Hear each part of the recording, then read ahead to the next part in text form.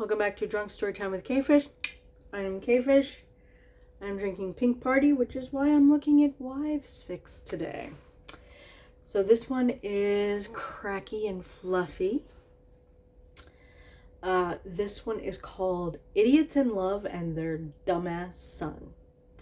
It's quick and short and cute by... I'm sorry, my screen, I couldn't tell if that was crwatters or crwatters, but I believe it is crwatters. So, summary, general rated. Summary is broke. Zira and Crowley are both useless lesbians. Truth. Woke. Crowley is the useless lesbian. Aziraphale has considered them married since the 1600s, with a short separation during the final days approaching the apocalypse when she was having a crisis. Bespoke. Crowley is the useless lesbian. Aziraphale is an idiot, and Warlock is their equally dumbass son. There's apparently an OC that is used from another one of the author's stories called Ms. Winsley. Maternal figure. So, Idiots in Love and Their Dumbass Son by crwatters. Well, as with any couple married as long as we have been. What? Squawked Crowley. Aziraphale glared at her. Don't interrupt.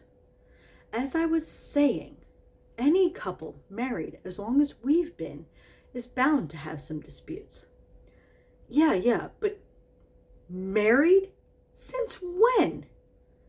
Warlock rolled his eyes from his position on the couch, scrolling through Tumblr on his phone. He secretly loved how they could bicker without truly fighting, and how when they did fight, they made up soon after. It was a nice break from his birth parents. It was a nice break from his birth parents, but, well, it was also annoying sometimes. Warlock thought that the Dowlings were his birth parents, but we know better. Oh, I don't know, the 16th century? The angel huffed. Earlier, maybe? We've lived together in so many different places, through so many different times. We're common law married, according to at least 162 different cultures. Crowley opened and shut her mouth a few times. Ugh, was what she finally managed. Aziraphale, meanwhile, was working herself into a bit of a tizzy. Did you really think I'd go around kissing just anybody? I thought you just did that because, well, you're an angel. Crowley gestured wildly as if that explained everything. What? No! Wherever did you get that idea from? Aziraphale scrunched her hands up in her hair, exasperated and offended. It's not like I'd go and kiss Gabriel. Warlock was quickly getting tired of this. Nanny was really dense sometimes. Crowley and Aziraphale both shuddered at the mention of Gabriel. You only ever kissed me on the cheek. I thought it was a show of platonic affection. Perhaps in this current time and place we're in, yes. But that wasn't always the case. And I call you my wife all the time when we're out for dinner.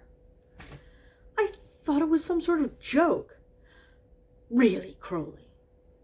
Warlock sighed loudly and dramatically, and when it didn't get their attention, he proceeded to go through his contacts to make a call.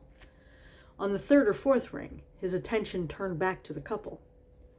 Is being married really such a horrid thought to you? Now that's not what I said. Crowley flung her hands up in the air. I just meant, what, pray tell? I've just let a bunch of time go to waste, that's all.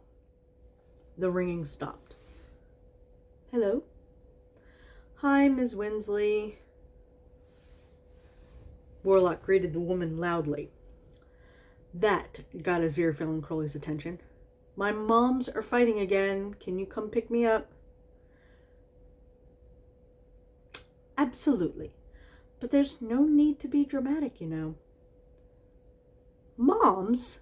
Crowley asked incredulously. Her hands dropped to her side. Warlock turned his attention away from the phone, suddenly nervous. That's right, isn't it? He asked, looking to Aziraphale. You're trans, right? You use she, her pronouns now. I'm sorry I never asked properly. I just... No, you're fine, dear boy. Crowley was still standing in silent betrayal. How did Warlock know the two of them were a couple before she did? And yes, I suppose you could describe me as trans, Aziraphale mused, but I don't particularly prescribe to human notions of gender. Being an angel, after all. Warlock stared. Muffled laughter could be heard over the phone line. You mean you're an actual angel? Aziraphale pursed her lips. If she became any more exasperated today, she might explode. Crowley chose this moment to regain her sense and rejoin the conversation. What else would Sarah be? An aardvark? She all but wheezed. Her apparent wife smacked her. I don't know. Warlock was now the affronted one.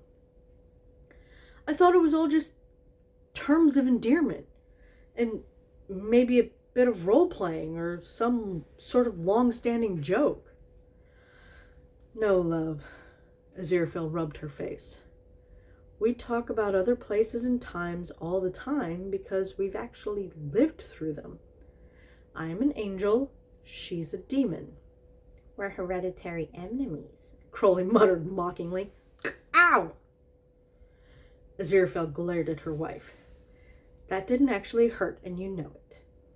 Warlock considered this for a moment. Ms. Winsley, still on the phone, held in proximity to his ear.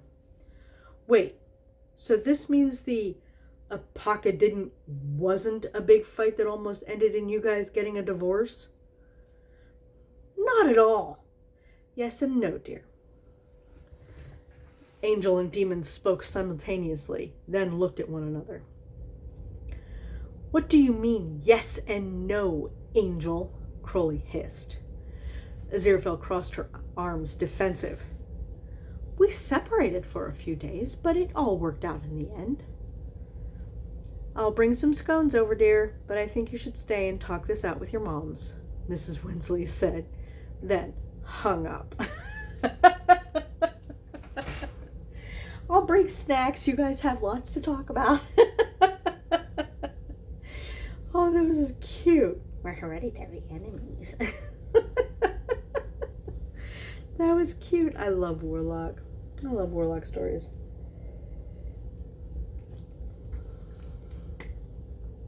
That was cute and funny. So this was Idiots in Love and Their Dumbass Son by crwatters. This is fantastic. Thank you very much for letting me read it. I'll see you next time.